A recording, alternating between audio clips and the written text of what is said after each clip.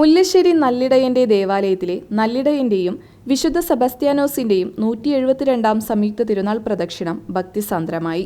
തിരുനാൾ പ്രദക്ഷിണത്തിൽ നൂറുകണക്കിന് വിശ്വാസികൾ പങ്കെടുത്തു. ഞായറാഴ്ച രാവിലെ നടന്ന ദിവ്യബലി, ലതീഞ്ഞ്, നൊവേന എന്നിവയ്ക്ക് തൃശൂർ അതിരൂപതാ വികാരി ജനറൽ മോൺസിഞ്ഞോർ ജോസ് കോനിക്കര മുഖ്യ കാർമ്മികത്വം വഹിച്ചു. ഫാദർ ഡിയോൺസ് കട്ടിളപ്പിടിക തിരുനാൾ സന്ദേശം നൽകി. വൈകിട്ട് നടന്ന വിശുദ്ധ കുർബാനയ്ക്ക് അഭയം palliative hospital director father Joy Koothoor കാർമ്മികത്വം വഹിച്ചു. മെയ് 5 തിങ്കളാഴ്ച മരിച്ചവർക്ക് വേണ്ടിയുള്ള ദിവ്യബലി, ഒപ്പീസ് എന്നിവ നടക്കും.